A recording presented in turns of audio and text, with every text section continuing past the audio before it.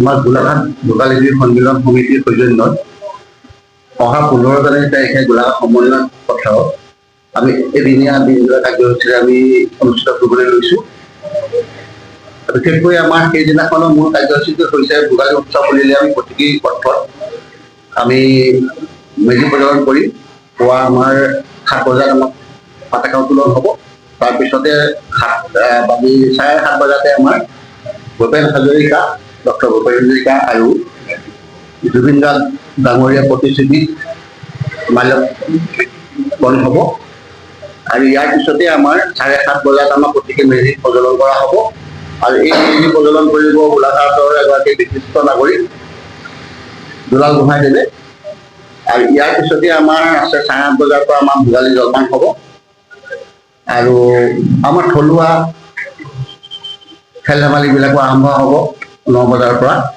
বিশেষকৈ ভোগালী উৎসৱ বুলিলেই আমাৰ পৰম্পৰাগত যিসমূহ খেল আছিলে, পৌৰাণিক খেল আছিলে, সেই খেলসমূহে আমাৰ ইয়াত প্ৰাধান্য পাব। ইয়াৰ লগতে আমাৰ পিঠা পনা প্ৰতিযোগিতাসমূহ হ'ব।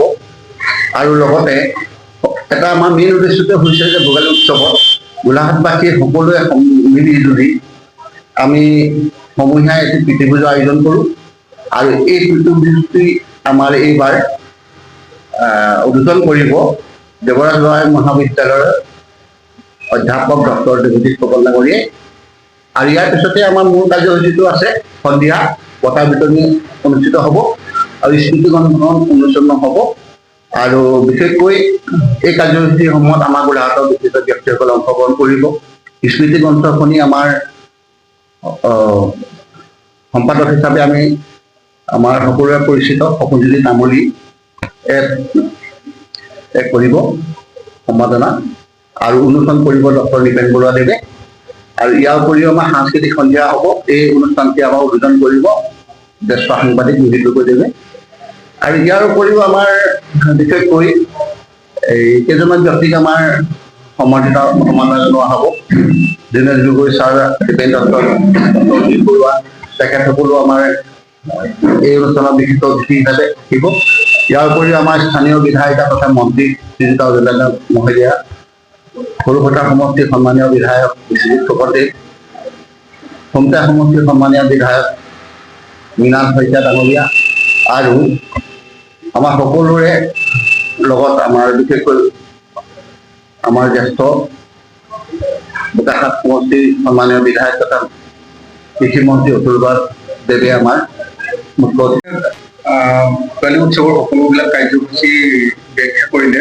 কিন্তু আমি এটা কথা জানিব বিচাৰিম যে ভোগালী উৎসৱটো এনেধৰণে ইমান গাম্ভীৰ্যপূৰ্ণভাৱে আৰম্ভপূৰ্ণভাৱে আয়োজন কৰা আপোনালোকৰ উদ্দেশ্য আৰু লক্ষ্য? আমি এবাৰ 23 সংখ্যক ভোগালী উৎসৱ আমি আয়োজন কৰিবলৈ আগবাঢ়িছোঁ। আৰু ইতিমধ্যে এখন আমাৰ উদযাপন কমিটিও গঠন হৈছে। গঠন হোৱাৰ পিছৰ পৰা আমি এই ভোগালী উৎসৱ গোলাঘাট সমন্বয় খেলপথাৰত আমি অনুষ্ঠিত কৰিবলৈ আগবাঢ়িছোঁ। ইতিমধ্যে এখেতক আমাক আয়ুক্ত মহোদয়ৰ লগত আলোচনা হৈছিল আৰু আয়ুক্ত মহোদয় এই তাত থকা এটা অনুমতি প্ৰদান কৰিছে। বিশেষভাৱে এইটো 23 সংখ্যক ভোগালী উৎসৱ। আজি 23 বছৰত আমি ভৰি দিছোঁ। আৰু 2003 চনৰ পৰাই আচলতে সেই বিহুৰ লগত আমাৰ গোলাঘাটৰ সকলো মানুহ জড়িত হৈ আছে, সকলো ৰাইজ জড়িত হৈ আছে। ধৰ্ম হওক, বিভিন্ন ধৰ্ম জাতি, বিভিন্ন ভাষা ভাষিক লোকৰ এক সমাগম হয়। সকলোৱে মিলা প্ৰীতিয়ে দুপৰীয়া ভাত সাজ আমি একেলগে খাওঁ মাঘৰ বিহুত। বিশেষকৈ আমি 15 জানুৱাৰী তাৰিখে এইটো কাৰণে ক'ব বিচাৰিছোঁ, যিহেতু 13 তাৰিখে ৰাতি আমাৰ উৰুকাজি হেৰি হয়। তাৰ পিছদিনা অলপ মানুহ যিখিনি ৰাইজ, সকলো ৰাইজে নিজৰ ঘৰত আচলতে জলপান কৰে। তেওঁলোকে নিজৰ জলপান বা তেওঁলোকৰ ঘৰত মানুহৰ লগত থাকে।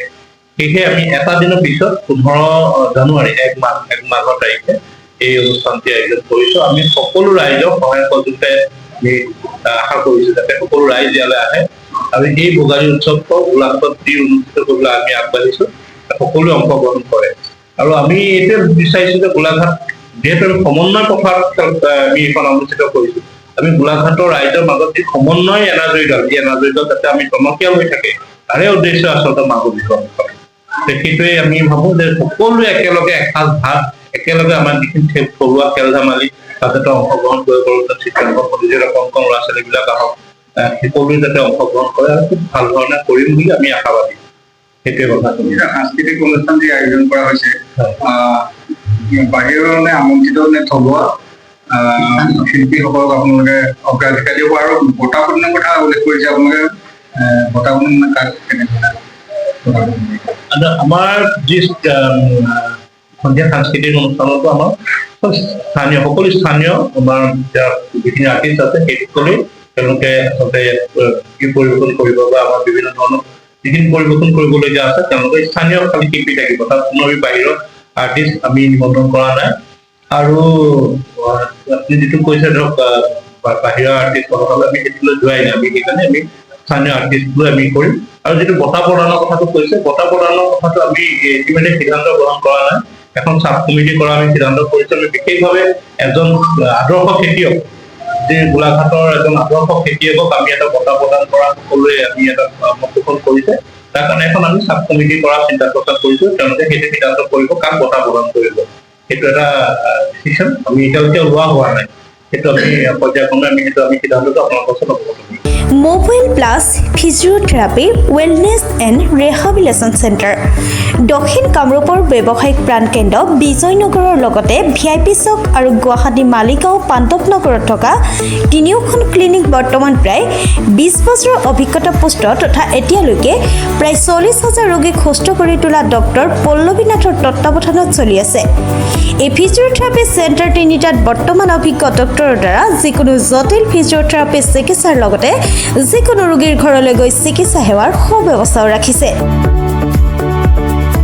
আমাৰ ঠিকনা mobile plus physiotherapy wellness and rehabilitation centre, opposite Uparshali Bijoynagar SBI branch. আমাৰ VIP চকৰ ঠিকনাটো হ'ল VIP chowk near VIP bus stop, Borjhar, Guwahati. আমাৰ মালিগাঁও ঠিকনাটো হ'ল চেলাছ 360 physiotherapy and rehabilitation centre, Maligaon Pandavnagar, Guwahati 12। আমাৰ যোগাযোগ নম্বৰ হৈছে 8011744696।